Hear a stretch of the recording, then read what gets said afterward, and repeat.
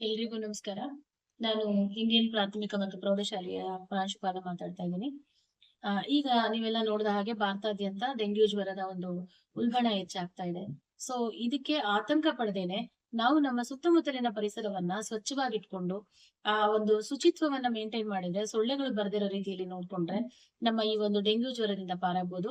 ಈಗಾಗಲೇ ಬಿಬಿಎಂಪಿ ಅವರು ಈ ಒಂದು ಡೆಂಗ್ಯೂ ಜ್ವರದ ಸೂಕ್ತವಾಗಿ ಎಲ್ಲಾ ಮನೆ ಮನೆ ಪ್ರಚಾರ ಮಾಡಿ ಶಾಲೆಗಳಲ್ಲಿ ಮತ್ತೆ ರಸ್ತೆಗಳಲ್ಲಿ ಎಲ್ಲರಿಗೂ ಕೂಡ ಮೈಕ್ ನಲ್ಲಿ ಅನೌನ್ಸ್ ಮಾಡ್ಕೊಂಡು ಈ ಒಂದು ಶುಚಿತ್ವವನ್ನ ಕಾಪಾಡ್ಕೊಳ್ಳಿ, ರಸ್ತೆ ಬದಿಯಲ್ಲಿ ಚರಂಡಿಯಲ್ಲಿ ನೀರ್ಗಳು ನಿಂತ್ಕೊಳ್ಳದಂಗೆ, ಮನೆ ಸುತ್ತಮುತ್ತ ನೀರ್ ನಿಂತ್ಕೊಳ್ಳದಂಗೆ ಇದನ್ನ ಒಂದು ಕಾಪಾಡ್ಕೊಳ್ಳೋದ್ರಿಂದ ಸೊಳ್ಳೆಯನ್ನ ನಾವು ತಡಿಬಹುದು. ಹಾಗೆ ಡೆಂಗ್ಯೂ ಜ್ವರನು ಕೂಡ ನಾವು ಎದುರಿಸ್ಕೋಬಹುದು. ಈ ಡೆಂಗ್ಯೂ ಜ್ವರನೇ ಹೆಚ್ಚಾಗಿ ಬರುವಂತದ್ದು ಸೊಳ್ಳೆಗಳಿಂದ. ಈ ಸೊಳ್ಳೆಗಳು ವಾಸ ಮಾಡುವಂತ ಸ್ಥಳಗಳು ಯಾವುದು? ಕೊಳಚೆ ಪ್ರದೇಶ, ಒಳಚರಂಡಿ ಪ್ರದೇಶ, ನೀರು ನಿಲ್ಲುವಂತ ಸಂದರ್ಭಗಳಲ್ಲಿ ಆ ಒಂದು ಸೊಳ್ಳೆಗಳ ಒಂದು ಹೆಚ್ಚು ಕಾಟ ಆಗುತ್ತೆ. ಸೊ ಹಾಗಾಗಿ ನಿಮ್ಮ ಮನೆ ಸುತ್ತಮುತ್ತ ಪಾಟ್ಗಳಲ್ಲಿ, ಫ್ರಿಡ್ಜಿನ ಹಿಂಭಾಗದಲ್ಲಿ ನೀರ್ ಶೇಖರಣೆ ಆಗಿರುತ್ತೆ. ಅದನ್ನ ನೀವು ಕಾಲಕ್ಕೆ ತಕ್ಕಂಗೆ ಚೆಕ್ ಮಾಡಿ ಆ ನೀರುಗಳನ್ನ ಹೊರ ಹಾಕಿ ಅದ್ರ ಮೇಲೆ ಏನಾದ್ರೂ ಒಂದು ಮುಚ್ಚಳವನ್ನು ಮುಚ್ಚಿ ಸೊಳ್ಳೆ ಬರದಂಗೆ ನೀವು ಮನೆಯಲ್ಲೇ ಕೂಡ ಇದನ್ನ ತಡೆಗಟ್ಟಬಹುದು. ಹಾಗೆ ಮಕ್ಕಳಲ್ಲಿ ಆಗ್ಲಿ ದೊಡ್ಡವರಾಗ್ಲಾಗ್ಲಿ ಯಾರೇ ಒಂದು ಜ್ವರ, ಸಣ್ಣ ಪ್ರಮಾಣದ ಜ್ವರ ಬಂತು, ಕಾಲು ನೋವು, ಕಣ್ಣುರಿ, ತಲೆಭಾರ, ಕೈಕಾಲು ಸೆಳೆತ ಇಂತ ಯಾವುದೇ ಒಂದು ಸಿಂಪ್ಟಮ್ಸ್ ಬಂದ್ರೆ ದಯವಿಟ್ಟು ಕೂಡಲೇ ಹಾಸ್ಪಿಟ್ಲಿಗೆ ಮಗುವನ್ನಾಗ್ಲಿ ನೀವಾಗ್ಲಿ ಹೋಗಿ ಪರೀಕ್ಷೆ ಮಾಡಿಸ್ಕೊಳ್ಳಿ. ಅದಕ್ಕೆ ಬೇಕಾದಂತ ಸೂಕ್ತ ಕ್ರಮವನ್ನ ತಗೊಳ್ಳಿ. ಹಾಗೆ ಇದ್ರ ಜೊತೆಗೆ ಪಪ್ಪಾಯ ಹಣ್ಣು, ಕಿವಿ ಫ್ರೂಟ್ಸ್ ಇಂತ ಹಣ್ಣುಗಳನ್ನ, ವಿಟಮಿನ್ ಸಿ ಇರುವಂತ ಎಲ್ಲಾ ಹಣ್ಣುಗಳನ್ನ ನಾವು ಸೇವಿಸೋದ್ರಿಂದ ಮತ್ತೆ ಮೈಗೆ ಕೊಬ್ಬರಿ ಎಣ್ಣೆಯನ್ನ ಸವರೋದ್ರಿಂದ ಈ ಒಂದು ಸೊಳ್ಳೆಗಳ ಒಂದು ಉಪಟಳವನ್ನ ನಾವು ತಡೆಯಬಹುದು. ಹಾಗಾಗಿ ಎಲ್ಲರೂ ಕೂಡ ಈ ಡೆಂಗ್ಯೂ ಜ್ವರವನ್ನ ಅಥವಾ ಡೆಂಗ್ಯೂ ಒಂದು ಉಪಟಳವನ್ನ ನಿವಾರಣೆ ಮಾಡೋದ್ರಲ್ಲಿ ಯಶಸ್ವಿಯಾಗಿ ಬಿಬಿಎಂಪಿ ಅವ್ರ ಜೊತೆ, ಆರೋಗ್ಯಾಧಿಕಾರಿಗಳ ಜೊತೆ ನಾವು ಸಹಕರಿಸೋಣ. ತಮ್ಮಲ್ಲಿ ಎಲ್ಲರಲ್ಲೂ ಮನವಿ ಮಾಡೋದೇನಂದ್ರೆ ನಮ್ಮ ಶುಚಿತ್ವ, ನಮ್ಮ ಪರಿಸರ, ನಮ್ಮ ಮನೆ, ನಮ್ಮ ರಸ್ತೆ ಈ ಎಲ್ಲವನ್ನು ಕೂಡ ನಾವು ಶುಚಿತ್ವವನ್ನ ಕಾಪಾಡ್ಕೊಳ್ಳೋದ್ರಿಂದ ಈ ಡೆಂಗ್ಯೂ ಜ್ವರವನ್ನ ಬಹಳಷ್ಟು ಬೇಗ ನಿವಾರಣೆಯನ್ನ ಮಾಡಬಹುದು. Thank you.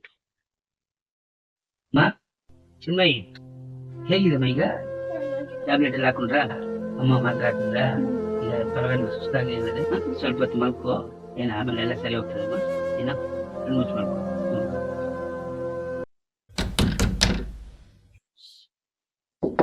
ಯಾರು? ಹಾ ಬನ್ನಿಮ್ಮ, ಬನ್ನಿ. ಚಿನ್ಮಯಿ ಜ್ವರ ಬಂದಿದೆ ಅಮ್ಮ. ಟ್ಯಾಬ್ಲೆಟ್ ಹಾಕೊಂಡು ಈಗಲೇ ಮಲ್ಕೊಂಡಿದ್ದಾರೆ. ಹಾಸ್ಪಿಟಲ್ ಕರ್ಕೊಂಡು ಹೋಗಿ ಬಂದಿದ್ವಿ. ಟ್ಯಾಬ್ಲೆಟ್ಸ್ ಮಲ್ಸಿದ್ವಿ. ಕಮ್ಮಿ ಆದ್ಮೇಲೆ ನೆಗ್ಲೆಕ್ಟ್ ಮಾಡ್ಬೇಡಿ ಅಂತ. ಮತ್ತೆ ನಮ್ಮ ಮನೆ ಹತ್ರ ಈ ತರ ಒಂದು ಅಂಕಲ್ ಬಂದಿತ್ತು. ಅವ್ರಿಗೆ ಫೀವರ್ ಕಮ್ಮಿ ಆಯ್ತು, ಆದ್ರೆ ಪ್ಲೇಟ್ಲೆಟ್ಸ್ ಜಾಸ್ತಿ ಕಮ್ಮಿ ಆಗ್ತಾ ಇದ್ರೆ ನಮ್ಗೆ ಪ್ರಾಬ್ಲಮ್ ಆಗುತ್ತೆ. ನೆಗ್ಲೆಕ್ಟ್ ಮಾಡ್ಬೇಡಿ ಅಂತ. ಬೇಗ ಕೂತ್ಕೊಳ್ಳಿ. ಸರಿ. ಹಾಗೆ ಹಾಸನ್ ಕಡೆ 2 ಜನಕ್ಕೆ ಡೆಂಗ್ಯೂ ಬಂದು ಸತ್ತಿದ್ದಾರೆ. ಆದ್ರೆ ಹಾಸ್ಪಿಟಲ್ ರಿಪೋರ್ಟ್ ಕೊಟ್ಟಿದ್ದಾರೆ ಡೆಂಗ್ಯೂ ಅಂತ. ಈ ಡೆಂಗ್ಯೂ ಜ್ವರದಿಂದನೂ ಕಾಣಿಸ್ತಿಲ್ಲ, ಹೊಟ್ಟೆ ನೋವಿಂದನೂ ಕಾಣಿಸ್ತಿದೆ.